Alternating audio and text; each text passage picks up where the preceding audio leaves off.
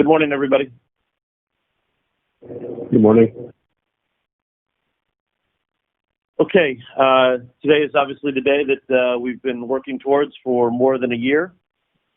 So we are already in our special coverage, and that will continue for the foreseeable future. So this call will be a little different because obviously our special actual election night coverage begins at 4 p.m. Eastern. And we don't know what the story will be today.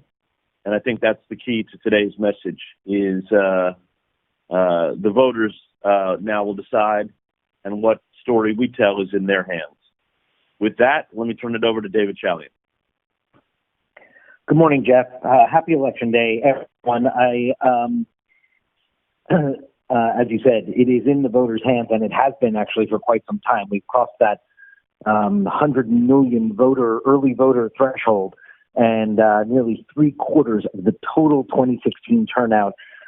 Again, that is just amazing to have that statistic of how many people voted as we actually arrive on Election Day, when tens of millions or more will show up. And as we've been talking about on this call, President Trump is dependent on today's turnout to be, as explosive as this early turnout has been in his paths to 270 and his pursuit of re-election. It also, I thought, seemed pretty fitting, and I'm sure others will get into this more, but that on the last full day of this campaign, the news of that Birx memo and what Dr. Birx and the coronavirus task force sort of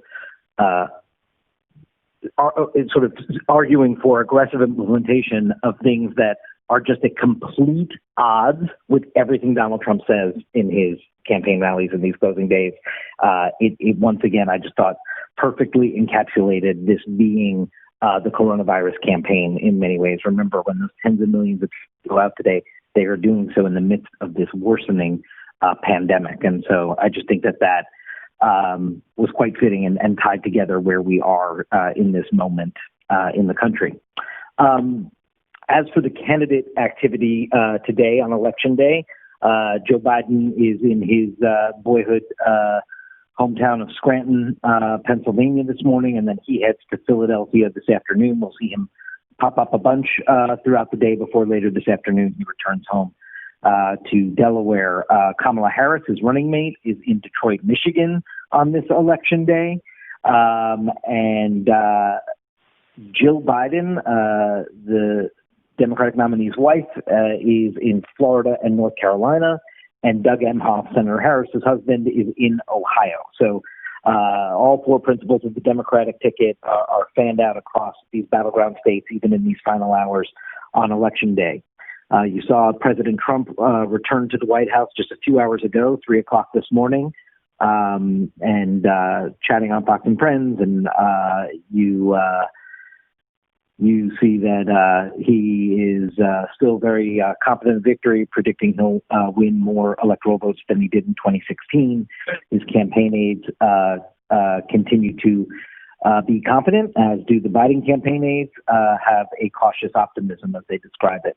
Trump and Pence are in D.C. today, and Pence has a whole slew of radio interviews and local TV interviews lined up. Trump burning up the phone lines today as well, no doubt. So I am sure, we'll be able to hear all of their closing final get out the vote pushes as people are actually heading to the polls today, those that haven't already voted. I do want to note that if you checked your email this morning, you saw an email from Adam Levy, all sort of Election Day resources. I would urge everyone to go to that email as your first stop, and it could be just sort of a one-stop shop kind of thing for everybody's coverage throughout the day today of what you need to know about Election Day. So check out that Adam Levy email that went out this morning. And Jeff, if I could just take just a moment here, because I know in the days ahead we will be crazed with, as you said, the story that the American people provide for us to cover today. The whole organization is worth thanking. Obviously, everyone is involved in this. I just want to cite a few people who have been the backbone of our political coverage for the better part of the last several years in this. And obviously, all our correspondents and producers on the road covering the candidates and the battlegrounds have been fantastic. But I do want to cite Jennifer Agesta, our director of polling and election analytics, is a one-woman operation that is unlike any other organization, and she carries us all on her back and has just done a tremendous, calm and even-handed job throughout this entire cycle, and I want to thank her. The research team of Adam Levy, Ethan Cohen, and Liz Stark has just day in and day out saved CNN from making mistakes on the air, in our town halls, in our debates. There's no one more thorough, more careful behind the scenes in supporting every piece of the CNN product, whether on TV or digital. They are an incredible team. David Wright in the political unit, as well, all that ad spending, all that tracking. These are the behind-the-scenes folks, and I just can't thank the team enough for how incredible they've been, all working with our incredible deputy political director, Terrence Burley. And then I just also want to note, there are 6 people at CNN who have been on this campaign trail now for 2 years, and those are our embeds: DJ Judd, Daniela Diaz, Sarah Muha, Jasmine Wright, Caroline Kenny, and Annie Greer, who have documented every single turn in this campaign, every word coming out of the mouths of the candidates from the very beginning of the nomination season, as soon as the midterms were over in 2018, into where we are now 2 years later, and their tireless work living on the road, figuring out how to do that then, of course, in the midst of a pandemic. I cannot thank them enough. They have done a tremendous job, and we are all grateful for it. So I just wanted to say that as we now are here at Election Day. Thanks, Jeff. Thank you, David. Virginia, Washington. Okay, so just to add a couple things just on the overall number of votes and what's going on out there. So there are 6 states now that have gone over the 2016 levels: Texas, Nevada, Arizona, Washington, Montana, and Hawaii, and 7 more that have seen at least 90%. So just those incredible numbers. Our reporting on what is expected to happen at the White House tonight: 400 people expected to attend. A source telling us that telling CNN that all the guests will be tested.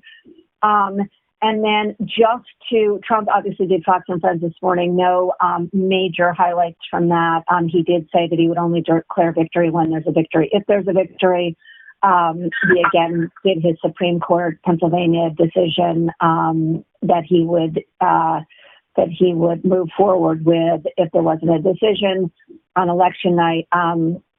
And just to know, and that the anxiety obviously continuing into today. We see this fence getting increasingly bigger at the White House. The Metro MPD will be fully mobilized for the week, and the center will be fully activated on a 24-hour basis as long as needed. There are National Guard on standby. Similar situations in New York, LA, across the country as the nation on edge goes into this day.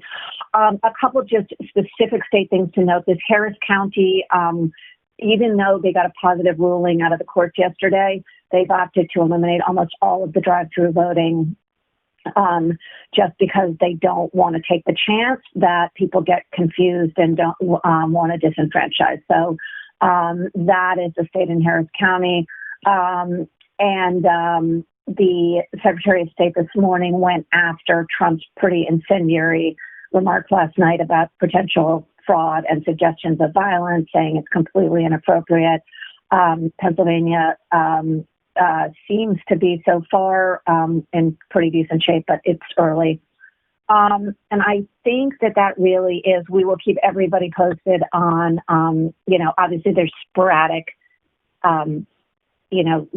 people saying this is not working and that's not working. It often doesn't turn out to pan out.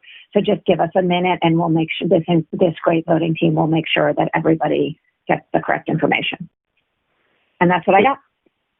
Good. Thank you very much, Virginia. Okay. Does anybody have any thoughts on election day or election night that they want to raise?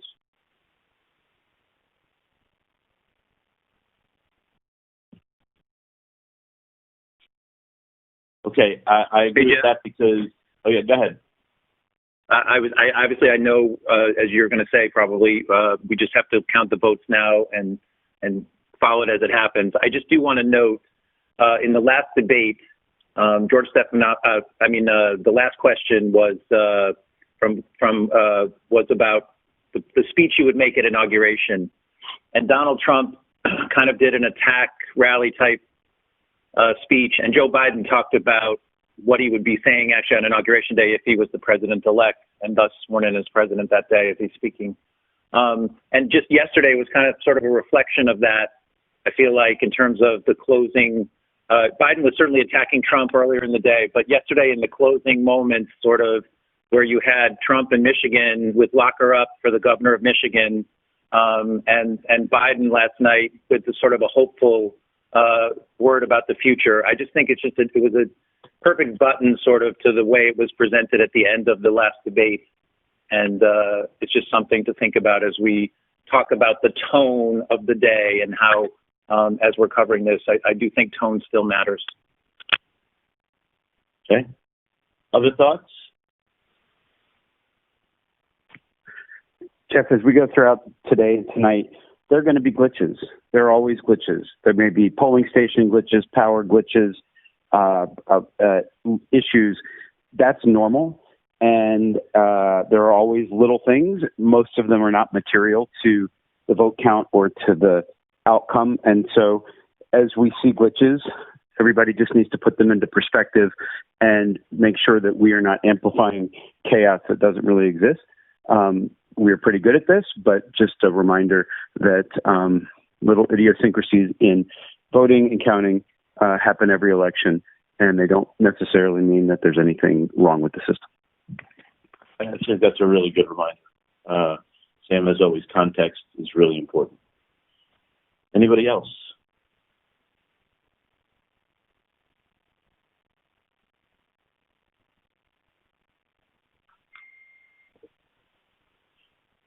Okay. As I said at the top, I really do think today is about letting Americans vote, preparing the audience for how this is going to unfold, how we're going to call the race, how we're going to report the results as they come in, what to watch for tonight.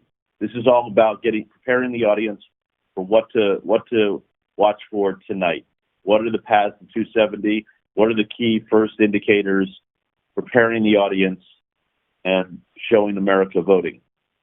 The one other story of note, obviously today, but even today will take a back seat in a significant way, is COVID. So for a quick update on that, Ben? Good morning, Jeff. I will try and keep it brief today, but as we talked about on this call, this is the COVID election. No matter how many times the president says it, we are not rounding the corner. We are scaling a cliff of new cases, and on the other side of that cliff, unfortunately, will be many more deaths. So Monday is historically a lower than average day for reporting, and despite this, yesterday was the fourth highest single day of the pandemic yesterday. 84,000 new cases, 557 new deaths. We are approaching 9.3 million cases. We've confirmed more than 231,000 deaths. There are currently more than 48,000 people across the U.S. right now hospitalized with COVID, 12 states setting hospitalization records yesterday. The CDC has said that Americans who are sick, isolated, or quarantined can and should still get out and vote. When possible, the CDC says there should be alternative voting options which minimize contact between the voters and the poll workers. The CDC also offered steps for protection, the same thing we've all been hearing about all along: wear a mask, stay 6 feet away from other people, wash your hands, and use hand sanitizer before and after voting. I will also note here, we have made it to Election Day, and despite what the president has said and making the promise over and over again, there is no vaccine that has been approved or has received an EUA from the FDA before Election Day, and now we can definitively say that. A couple key regions and data points very quickly. Florida is the number 4 state in new cases as of yesterday, the number 2 state in new deaths as of Monday, and in Michigan, they are the number 1 state in new cases as of yesterday. A couple other things to note very quickly. Texas is now the number 1 state for cases, more than any other state in the nation, more than California and New York. 5 states reporting their highest single day of new cases, and 21 states at their peak 7-day averages. And just another reminder, as I said yesterday, that all the political reporters all across the country can handle these COVID lines from the trail. One other thing to note here is that the American Academy of Pediatrics reported yesterday the largest single increase in cases among children last week since the pandemic began. Kids are often asymptomatic, as we know, and they are tested much less. So there's certainly even more kids out there than we know about. There is no wrap package today, but Nick Watt is available from LA on headlines later today on Merit. Diana Goldriga is available from New York, from New York on education threads.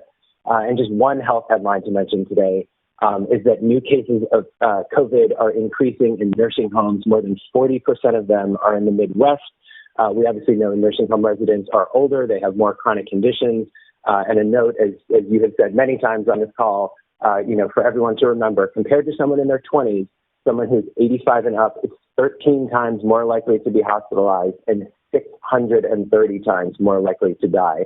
Sanjay and Elizabeth both available from Atlanta today, and I will stop there. Right. Okay. Anybody have anything they want to add on COVID?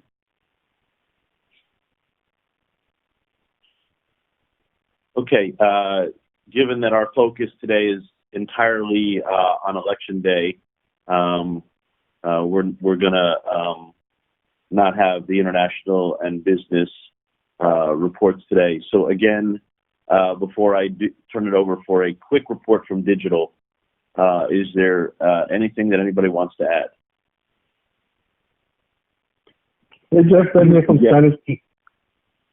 I'm sorry, real quick, just a reminder, we have elections in Puerto Rico, gubernatorial elections. This will be the elections after last summer's resignation of Ricky Rosselló. Just FYI, we have content coming in all month. Thank you. Anybody else? 2 things. One is we've said it in weeks and months past, but the man elected president today will be the oldest person ever elected president in our 200-year plus history. And it might be something we note. As we do on every election day, we ask every CNN colleague and certainly every supervisor to remind every team member that everything that we report flows from the approved, vetted news reporting that we have that flows through the political desk. And no one should be tweeting out anything that doesn't come from original CNN reporting. Jeff, I would appreciate if you would emphasize that as you have in a couple of the WebEx meetings that we've had with others so that everybody understands how important it is, please. Yeah, I'll get to that at the end for sure. Thank you, Rick. Anybody else? Hey, Jeff, it's Cynthia. I just wanted to just remind you all that we will be out of the Atlanta studios, and if there are a couple of good movements with some of the counties where, in North Carolina particularly, or Maricopa County in Arizona, or Yuma, a couple of counties that could be the difference makers because of Latinos in those particular markets where Latinos finally made a difference in North Carolina or Arizona, and helped in changing the voting pattern. Even in Georgia, we will have a couple of very interesting people working with Juan Carlos if you needed that extra color for your commentary, and just to keep CNN Español in mind for that particular angle if you needed it. Thank you very much. Anybody else? Jeff, in my list of thanks, I, of course, neglected the other superheroes, which are the political desk. Nothing would be covered without them moving everybody around the country for the last 2 years. Leslie Benz, Elizabeth Hartfield, Deanna Hackney, Keith Allen, Chris Boyette, Richard Rose, Julie Gallagher and Aaron Pellish, nothing would be covered without these folks. And it is a gazillion moving parts throughout the last 2 years. So I wanted to add them to my thanks. And then I just wanted to say, to your point about letting voters vote, I mean, we can lean into the poetry of the day. It is such an amazing exercise to see a country as large as ours every 4 years sort of figure itself out and decide who they are as a people, how we sort ourselves, and point a path forward. And it is such a remarkable thing, and I just don't think we should be at all afraid of that, to lean into that. Couldn't agree more. Any other thoughts? Okay, let's get a quick update from digital, please. Hey, quickly, 36 million uniques yesterday. That is a signal that audiences are with us in the pregame.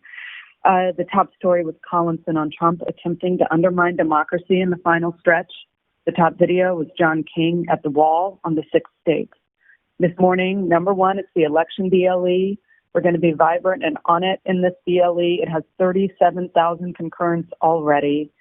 Around 4 p.m., just so everyone knows, that will transform into a DLE that is focused only on the presidential race, and then we will launch another DLE for the down ballot races. So we will have 2 DLEs, 2 paths to stay on top of everything.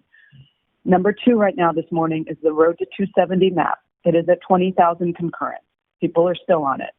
Then it's Dixville Notch, which every single election cycle, audiences are here for the Dixville Notch story, and Biden's sweep last night. Our 5 Things newsletter is in the top 5 this morning. It is so good. Read it if you haven't. It has very practical news you can use at the top of it. A Viewer's Guide to Election Night from Eric Bradner, very simple, very straight up, is in the top 5. And our Voting Main Bar from Jeremy Herb and Frederica Scouten, with officials bracing for lines and lawsuits, rounds out the top 5. The top video this morning is Anderson with the panel last night on Trump's Pennsylvania voting comments. Just so everyone knows, we opened up CNN Go at 9 a.m., so we are wide open and unauthenticated now until 4 p.m. tomorrow. You can get CNN, no barrier, no wall, on basically any screen that exists, so that's just terrific. And around 4 p.m. today, just so everyone knows, our homepages will shift with some of the maps and the data modules going live. They will be unpopulated, of course, at 4 p.m., but it'll be a visual signal to audiences that we are the place to be. That's it. Thank you very much, Meredith. Okay, we're not going to run through Dayside and Washington today because we have a very special schedule in place that obviously you already see on the air with Anderson on this morning, and then Don and Aaron joining us, and before the election team takes over at 4 p.m. today. As I said, we will be live from here until sometime this weekend. So we'll see how long we need to be live.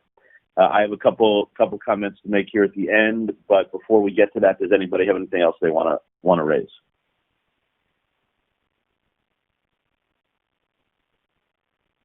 Okay, again then, we're in special lineup coverage today and tomorrow. The election team will be on the air beginning at 4 p.m. today and currently scheduled to be on the air all the way till 2 a.m., at which time Chris Cuomo and Don Lemon will take over. But as I've noted in many conversations, this is a fluid story, and so exact schedules to be determined depending on where we are in the storyline. I want to reiterate what Rick Davis raised with everybody, which is that I want to remind everybody about social media and what we need from everybody at CNN. Please be extremely careful with social media today and this week. Please do not tweet results, even CNN's results. Only retweet CNN accounts with results, because we cannot afford anyone to make a mistake. Please do not tweet news from other organizations, no matter how credible they are or how much you like them, please do not tweet news from other organizations. Please refrain from commenting about Election Day or results on any of your social media platforms. We are under a tremendous microscope today, and I want to ask everybody's help, especially on the social media side. We are under that tremendous microscope, so we do need to continue to play as we have, error-free ball. More people are going to learn about this election from CNN's platforms, television and digital, than any other news or information organization in the world. And we have a tremendous responsibility here to make sure that we get it right. We're not going to get every single, there will be little mistakes, I am sure. When you're on live television and publishing as much as we do, things happen. We need to try to minimize that and play as error-free ball as we can. Social media is a huge part of that. And so I really want to ask everybody for their help on that front. Let me just wrap it up by really reiterating what David Chalian said. We've got a long way to go. There's a lot still to be done today and tonight and tomorrow and in the days ahead. But I do want to say it has been an extraordinary team effort that has encompassed every aspect of CNN. David noted the entire political team and obviously the embeds who have been extraordinary, and the correspondents and reporters and everything. But I also want to note that none of this happens without the photojournalists and the editors and the engineers and our directors, our folks in advertising clearance and sales and standards and practices, and in graphics and in new media, and our entire digital team. And I don't mean to leave anybody out. Our communications team, our PR team, our HR team, our legal team.